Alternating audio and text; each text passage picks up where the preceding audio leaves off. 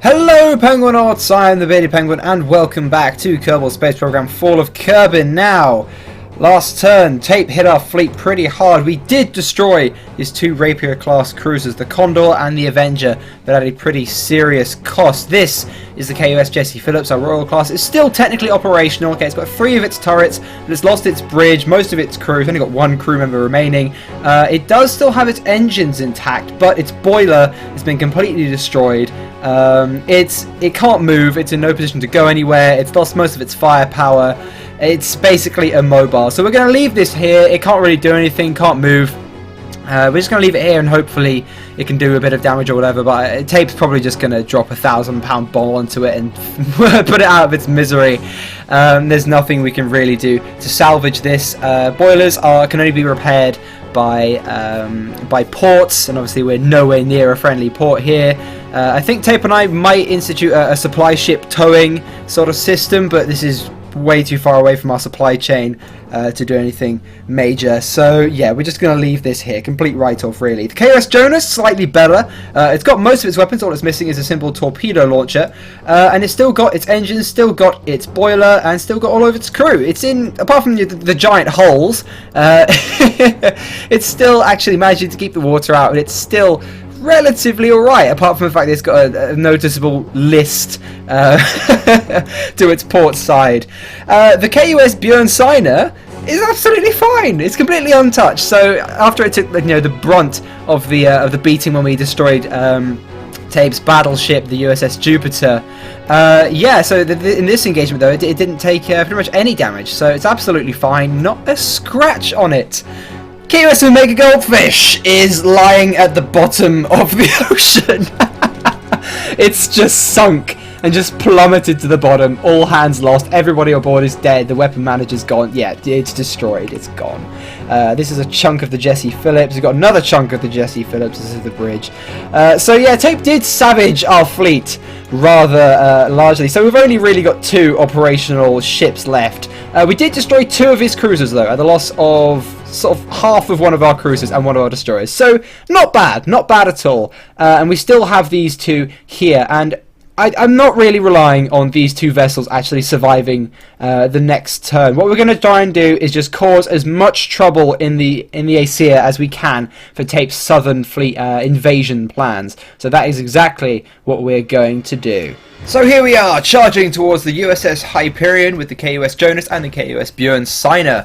Not entirely sure why Tape sent the Hyperion into the island chain alone, considering we have a much larger naval presence down here than him at this moment in time, but whatever, I'm not complaining. So the original plan was to send the Bjorn Signer in first and for it to essentially engage into a slugging match with the Hyperion. It's going to turn broadside on, so it's got much larger firepower, or broadside firepower, than the Hyperion, and then it's going to soak up some damage while the KUS Jonas runs in and then uses its remaining torpedoes to sink it. Problem with that is the Jonas has got a lot of water on board and a pretty serious list to port, which limits its top speed to even slower than an average Kerthenian citizen. Okay, so it is really slow. Just look at it crawling along. It's really struggling. So that's not actually going to happen. So I did try, but no, it's just far too slow to actually get close enough in time. So I just thought, okay, you know what, whatever. We're just going to slug this thing until it explodes. The Bjorn Signer has got 8 8-inch guns on broadside, but the Rapier class only has 6. So we've got a firepower advantage. Also, our guns are more accurate, so we've also got an accuracy advantage. And we're moving, and we have 2 targets for it to shoot at. So it's not a particularly difficult engagement. For some reason, the Jonas isn't opening fire. I'm not sure if that's because the guns weren't quite in range yet. That's probably the reason why. But I just took guard mode off and tried to take some pot shots myself, which is easier said than done. With the aiming reticule while you're over the ocean, it skies the shot a lot. But if you aim it just right, you can just about get a shot on target. Let me just take a sip of tea. I'm being really British today. I mean, it was Armistice Day yesterday, actually, which kind of fits with the fact that our World War I era, sort of part of Fall of Kerbin, is coming to an end. We're going into the World War II era pretty soon, so we're just trying to do as much damage as we can before we have our tech progression. But I'm actually sitting here with a scone with clotted cream and blackcurrant jam and a cup of tea. I don't know. I'm truly embracing my British heritage today. So anyway, so we couldn't get in close enough to use our torpedoes.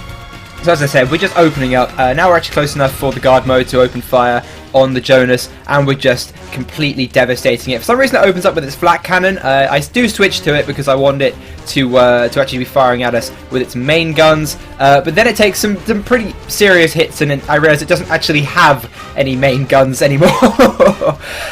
So yeah, we're just absolutely pummeling this thing. I'm not entirely sure why Tape left it alone. If there were 2 Rapier classes here, we probably would have lost this, but one on its own, no, just completely devastated. We detonate its magazine and it goes up in flames and sinks to the bottom of the ocean. And we also sink the supply unit that it's escorting. So Tape will not be building any more bridges on my watch, although he has got a ground supply unit in the south at the moment. But shh, let's not pay attention to that. So anyway, these are now going to sit here until they can link up with our main fleet next turn. However, there are 2 spear classes just in range to come and destroy them. So we need to do something about that. Thankfully, we have the S1, our glorious submarine, which has been sneaking towards Tape's supply chain over the last few turns, and it's finally in range. Now, it's not going to charge straight at these 2 spear classes. That would be absolute suicide. 1 hit on this submarine, and it will explode. Okay, our submarines aren't particularly advanced at the moment.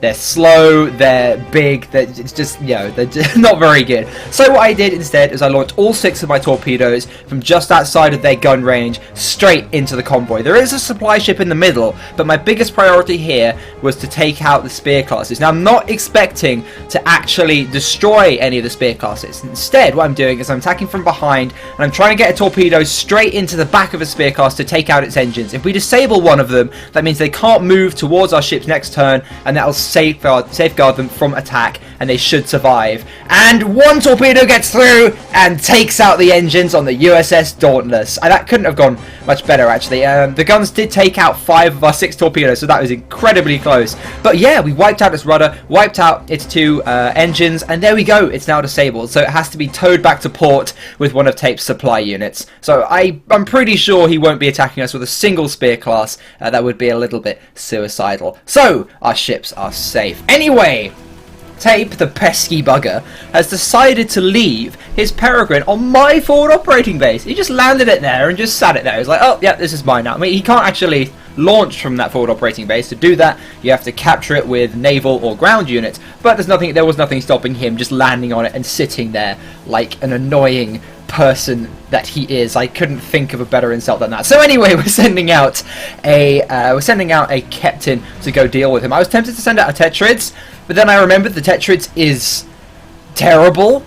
It's just not a good aircraft. Okay, I'm just not going to deny it anymore. The Tetrids is unbelievably slow and terrible, and just I started flying and I was just like, this is a bad aircraft, let's just send out the captain, it's much better. And the benefit of sending out the captain is that we can send out some bombs as well, and Tape has got 2 tanks and a supply truck down in the Southern Island chain. He's about to build another bridge, which will mean after he's built that bridge, he's only got 1 more bridge to build before he can just roll straight into Kruolan.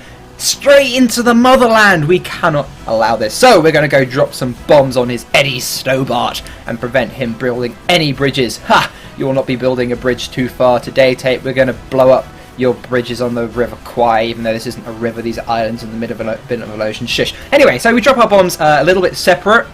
We've got quite a lot of altitude because I don't really want to risk this too much. I mean, it's not the end of the world if we don't destroy this, so I just wanted to play things a little bit safe. Drop my bombs very separate. Tape drops them all in 1 cluster, and that's a big problem because if one of them gets blown up, they explode and destroy all the ones around them. This way, they've got 4 targets quite a way apart, so they're not going to take out all of them in 1 hit. So we've got a much better chance of getting it. However, it means that our bombing is a little less accurate.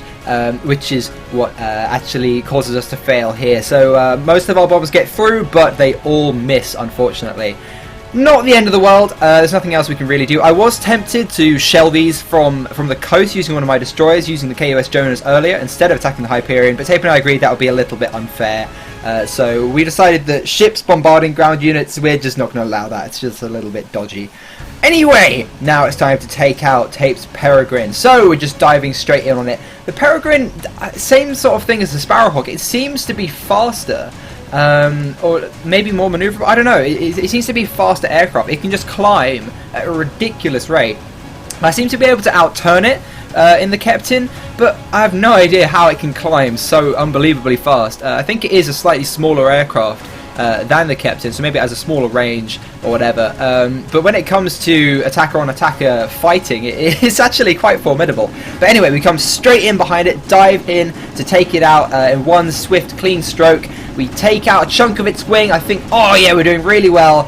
And its tail gun's opening up, but just missing us. And then this is where I make my crucial mistake. I get too close. I should have disengaged and flown straight back up to altitude, but instead I flew right in, and its tail gun takes out my engine. For a second I didn't realise what had happened. I didn't realise why I couldn't fire my guns, and then I realised, lucky shot straight into our engine, and it's blown it clean off. The rest of our aircraft is completely fine. That Peregrine is missing chunks of its wings, but without an engine, obviously we can't fight. So we stall the aircraft, we can't get up to altitude, and we're out of the fight. I do sort of glide them as close as I can to the forward operating base. This is still technically our territory, despite the fact that Tape's sort of squatting on it, you bugger. So I didn't really want to commit any more resources to this. So Tape, you can have your lightly damaged Peregrine in my forward operating base. You can't resupply it until you get supply units to it, so it's not too much of a problem anyway.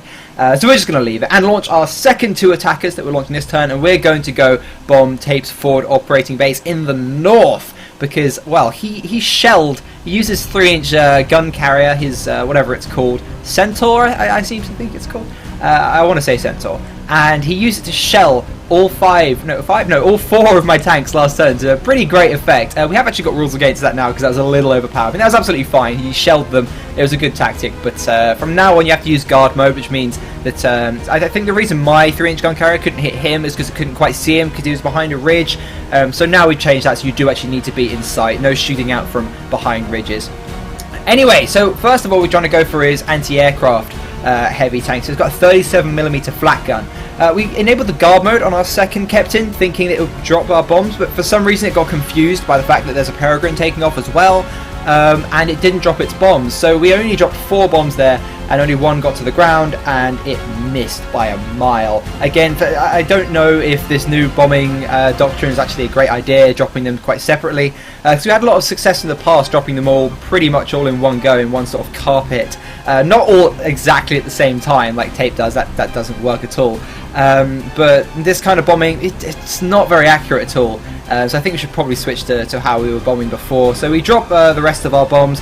Those look like they are actually pretty well on target, but the problem is there's still only 4 bombs in the sky at a time instead of 8 like I was planning, so it shoots them out of the sky with relative ease. And then it focuses on us, so we have to dodge a little bit of flak. Our wingman is actually taken, well, the one we were originally controlling is actually taken a hit. It's had a chunk of its wing blown off, but it's still flying, and then we just get the hell out of dodge, get the hell out of range of that flak gun. We can't really be playing with Tape's Peregrine while we're in range of that. So we lure it out, and then we start fighting it.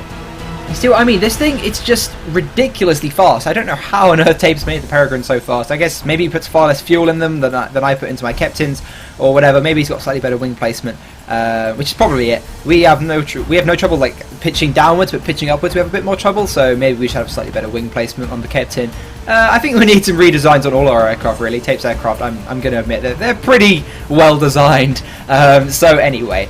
But it's 2-on-1, so, you know, it doesn't really stand a huge amount of a chance. This time it's using its forward guns instead of its tail gun to try and take us out. So while we're chasing it, it's not actually taking any shots at us, it's just trying to turn around so it can get shots on us. But our turn rate is actually slightly better than the Peregrine, so we managed to stay on its tail with our wingman just about. So this is actually quite a long dogfight, because this thing is bobbing and weaving like hell. This is a pretty damn good pilot. He's evading all over the place to try and shake us off, but it's just not quite enough. With 2 of us, he's just a little bit overwhelmed. So it's only really a matter of time. We're just trying to find him. Using this locked camera mode, it does kind of restrict your visibility, so we're looking about a lot. He does sort of get out of view, but we just managed to stay on his tail, and it's really just a matter of time until we do some significant damage. But this did take a while, considering how much he's bobbing and weaving all over the place. We'd only get hits on him now and then, but then while our wingman's chasing him down, he's trying to evade. We then swing in from the side, and we get lined up a perfect shot on the back of the aircraft, and then we just open up with our 30 cals and boom, then we take out a chunk of wing, and then he can't maneuver properly, so he can't get out of the way, and then we just finish him off nicely. He's taken a lot of damage now, and he tries to evade by putting down towards the ground in a pretty steep dive. I'm about to go in after him, then I realised, actually, I think I'm not going to be able to pull out of this. So I sort of disengage, I pull up at the last minute and just about miss the ground since we have all of our wings intact, but the Peregrine doesn't have all its wings intact, doesn't have enough lift, and it smashes straight into the ground and down it goes. There we go, destroyed his Peregrine. Unfortunately we didn't do any damage to his tanks, but back at our forward operating base we now have 2 attackers. We used one of our 4 supply units to resupply and rearm our aircraft, so we've got 2 attackers with bombs, and we've got 5 tanks. We've got 2 heavy tanks and 3 light tanks. Now I highly doubt Tape's going to attack us with aircraft or with his ground units next turn, so we should be pretty chill. Anyway, down in the south, we've now reinforced our southern fleet, so that it now consists of a battleship, 2 Royal classes, and 2 destroyers. And they're entitled the KUS Avino, Jesse Lee, Still Guns, Probus Thrax, and Tom Hopkins. And they're ready to move down into the southern island chain and defend it until their dying breath for the glory of the motherland. Tape's going to have a pretty big task taking out this battle fleet, especially once it hooks up with our KUS Bjorn Steiner and the KUS Jonas next turn. I think we've got a massive fleet battle just around the corner, so that should be pretty freaking awesome and pretty devastating. So may the best battle fleet win, I guess. Tape's navy is currently pretty fragmented, but he is actually culminating them all together in the south, so we've got a big battle ahead of us. And this turn hasn't been hugely successful. We're mainly just stalling for time until we can get our units into position and we can launch a large offensive in the north and hopefully keep Tape out of the southern island chain in the south, so we can stop him from launching an offensive of his own. But thank you very much for watching, everyone. I've been the Beardy Penguin, and I will see you all next time.